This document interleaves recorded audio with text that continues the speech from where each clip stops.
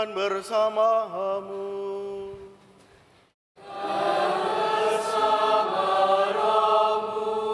Inilah Injil suci menurut Yohanes.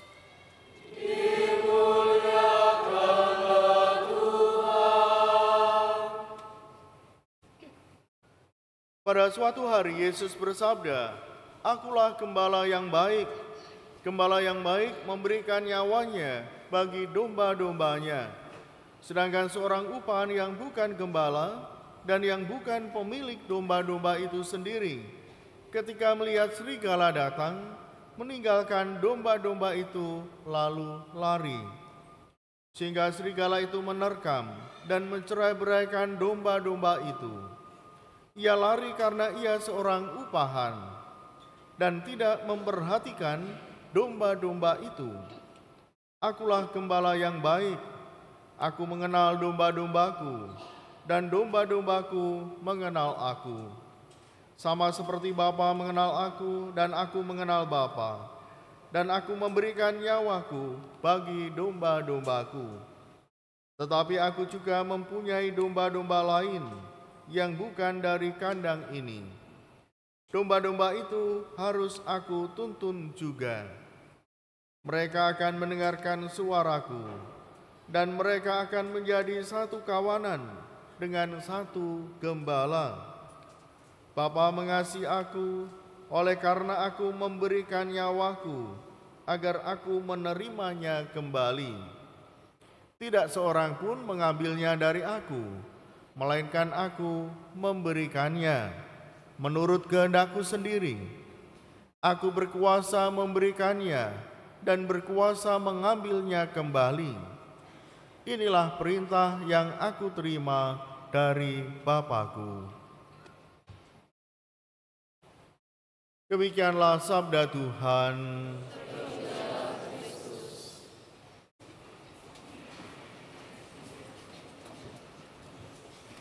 Bapak, Ibu, saudara-saudari, dan teman-teman rekat yang dikasihi Tuhan, hari ini gereja menetapkan sebagai hari Minggu Panggilan.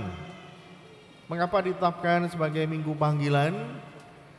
Karena gereja membutuhkan imam, membutuhkan para biarawati yang memberikan dirinya secara khusus untuk Tuhan lewat gerejanya.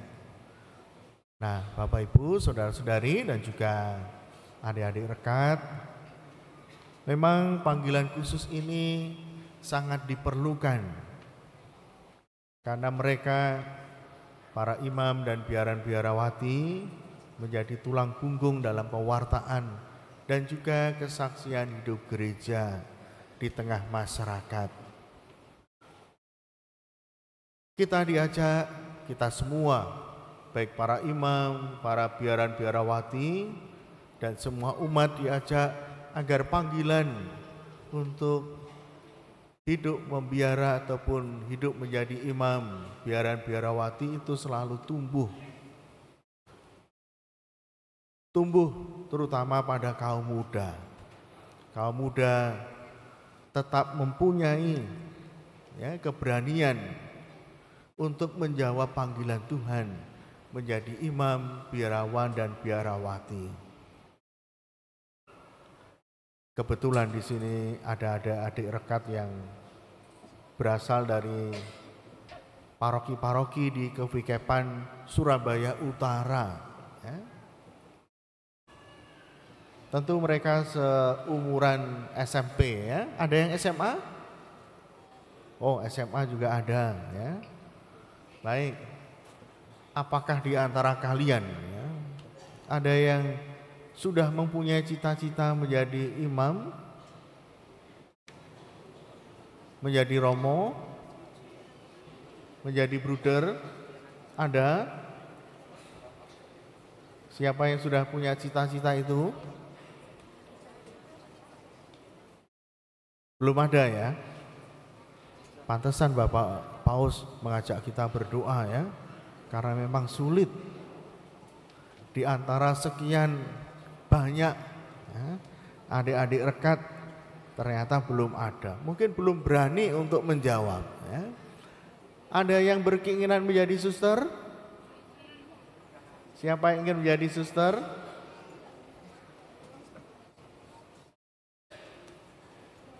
Ada, tapi belum berani ya untuk tunjuk jari, Romo saya mau menjadi suster, menjadi Romo ya.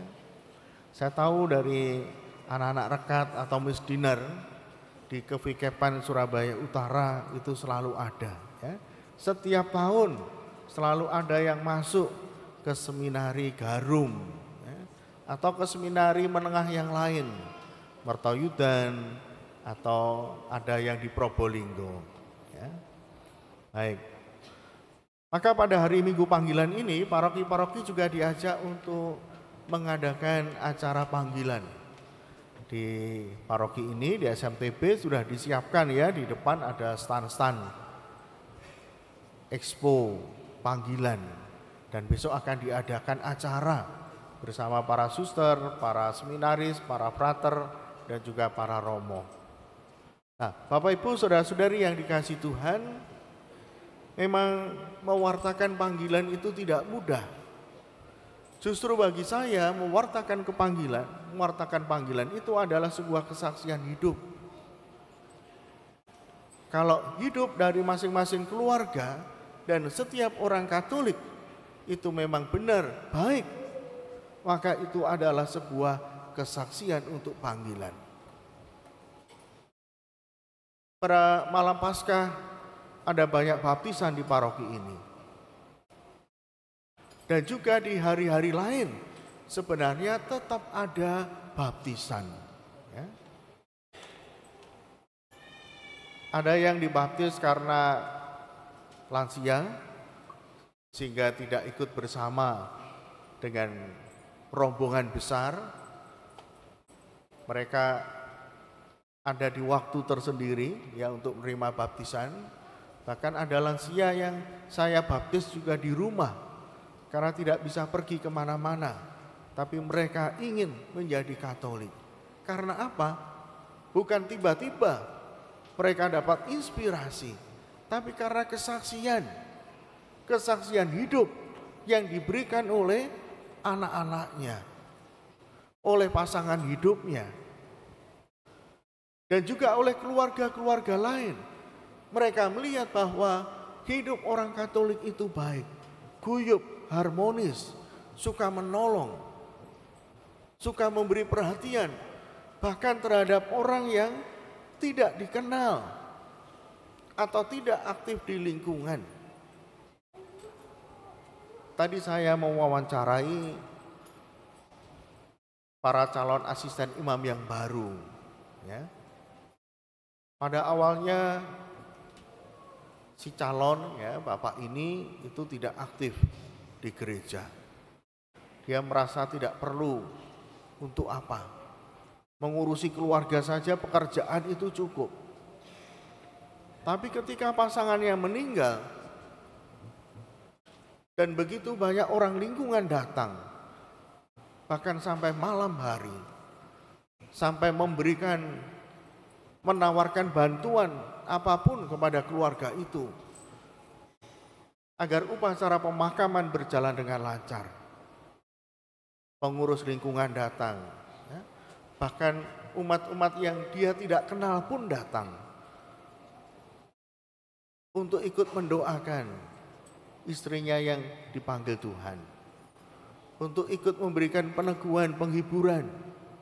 Dan ini membuat dia menjadi sadar bahwa selama ini meskipun dia tidak aktif, tapi umat di lingkungan memberikan perhatian yang luar biasa. Lalu mulai berpikir, kalau begitu apa yang bisa saya lakukan untuk saudara-saudara di lingkungan? Maka mulai kembali aktif menggereja. Dan akhirnya pada tahap ini menyediakan diri untuk menjadi asisten imam. Nah, Bapak Ibu saudara-saudari yang dikasihi Tuhan, kesaksian dari hidup saudara-saudari sekalian itu sungguh menggerakkan orang untuk berani melayani. Bahkan kesaksian hidup dari para orang tua itu juga menggerakkan anak-anak untuk berani melayani.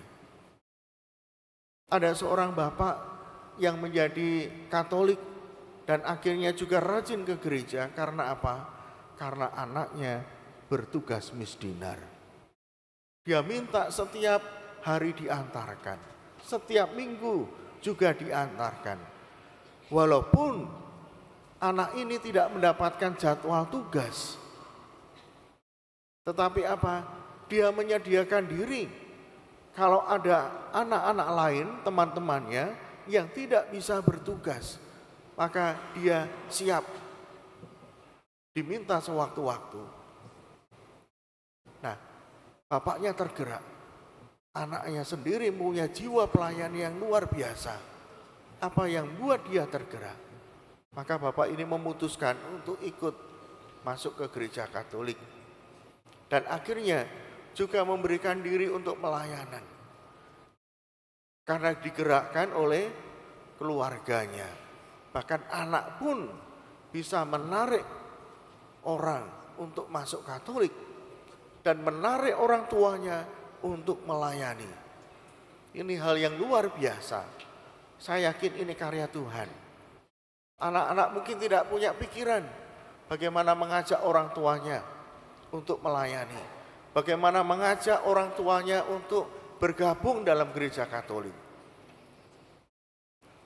Pokoknya bagi anak, dia ingin rajin ke gereja. Dia ingin melayani.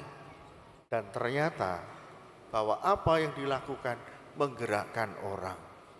Menjadi daya tarik orang. Bahkan orang tuanya sendiri untuk melayani. Maka Bapak Ibu Saudara-saudari, selain kita berdoa untuk panggilan, baik panggilan khusus maupun panggilan umum untuk pelayanan gereja, marilah kita juga menjadi contoh yang baik dalam pelayanan. Menjadi orang yang suka melayani, menjadi orang yang tulus dalam melayani, menjadi orang Katolik yang baik, berdoa. Doa Anda itu sangat berarti. Doa Anda itu didengarkan oleh Allah. Maka kalau Anda berdoa, jangan berdoa untuk diri sendiri. Berdoalah juga untuk orang tua, untuk saudara-saudaramu. Berdoalah untuk kebaikan orang lain.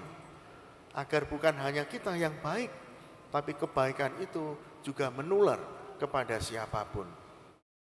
Baik, saya kira anak-anak, ya, teman-teman rekat, adik-adik rekat, ini juga menjadi komitmen kita, ya, untuk mau melayani, untuk aktif di gereja, untuk menjadi pendoa yang baik, supaya apa?